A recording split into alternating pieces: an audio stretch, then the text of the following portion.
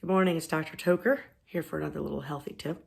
Some of you may not realize this, but before I was a doctor, I was a microbiologist. So I've always had an interest in microbiology, and to this day, I still engage in my little microbiology experiments, and then I make yogurt and beer and wine and those kind of things because it's kind of fun to do. However, I have a very keen interest in the gut biome, the microbiome. We're learning more and more about the microbiome. The reality is that your body requires a very diverse culture of bacteria within your intestinal tract. These bacteria not only protect you from foreign invasion, they also provide for you cofactors that your body needs to survive, for chemical reactions, for your immunity, for absorption of nutrition. So your microbiome is extremely important.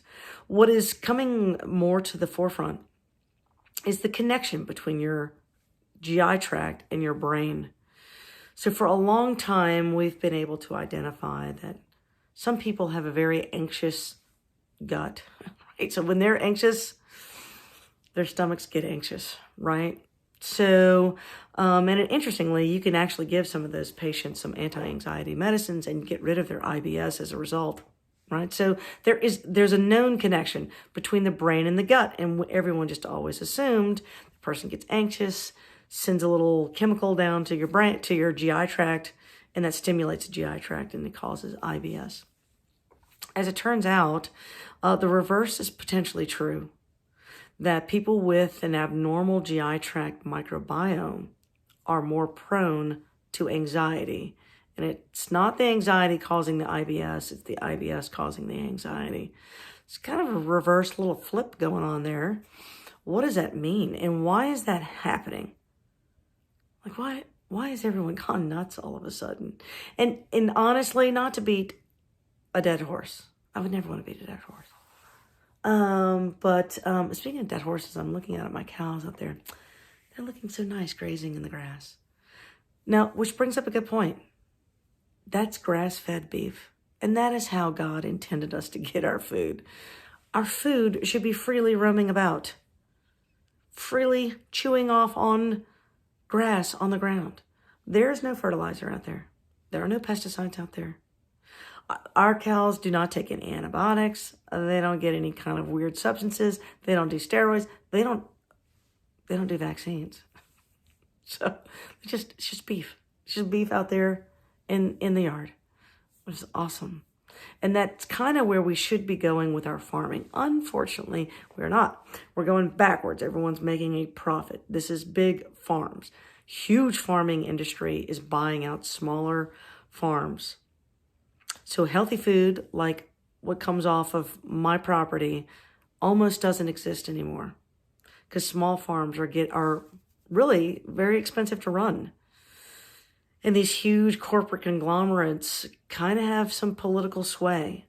And so it makes it very difficult for mom and pop farms to survive. And as we lose those farms, our food becomes more and more homogeneously grown and is also grown for profit, which means the land is being abused, the animals are being abused, and you are therefore getting food of almost no nutritious value.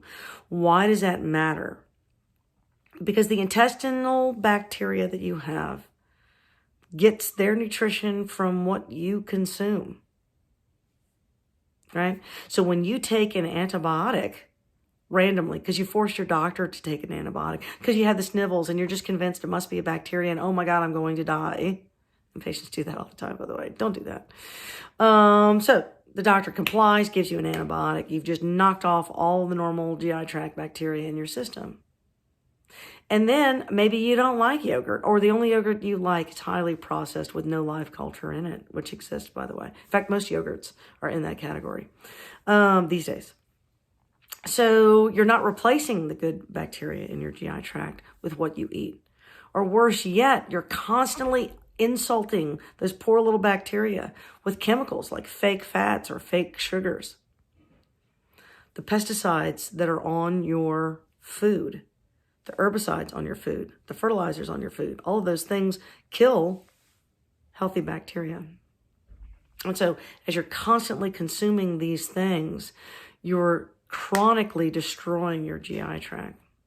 As a result, the GI tract cannot absorb foods properly, and therefore you wind up eating more because you can't get full because you're not absorbing the right nutrients, and you gain weight.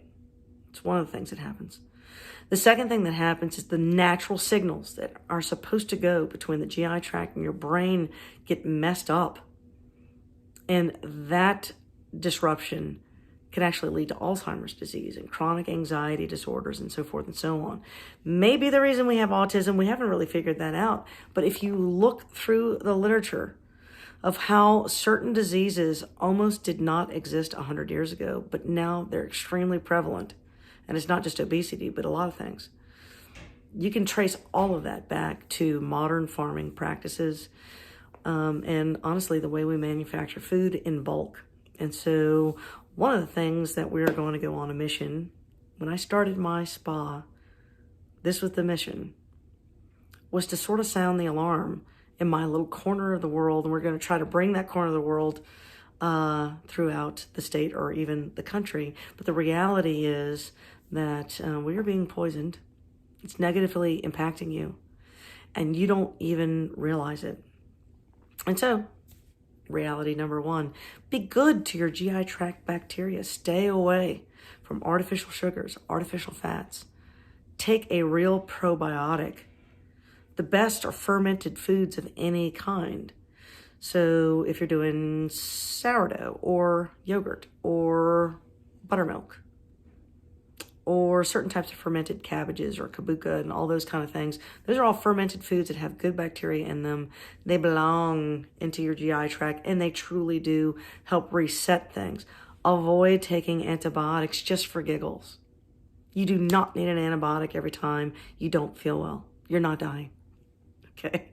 Let a doctor tell you if you need an antibiotic. And if the doctor says this is just a virus, you don't need an antibiotic, then for God's sakes, do not take the antibiotic unless you need it. You want these antibiotics to work when you need them, and you do not want to destroy your body by taking them. Does that make sense? Okay, good.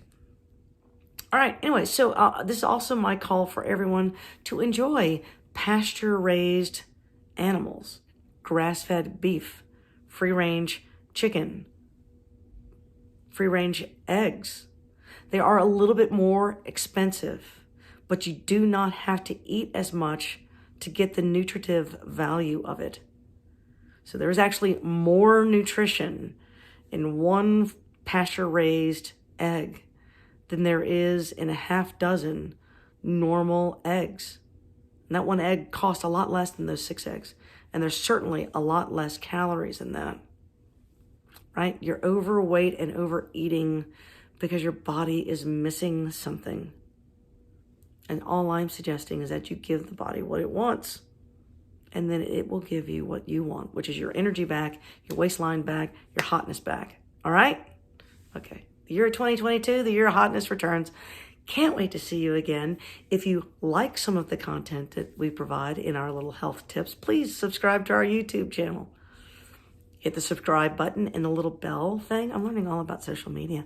You can friend us on Facebook and Instagram and leave reviews, and all that would be so welcome. That way we can get our message to the world. Look forward to seeing you guys soon.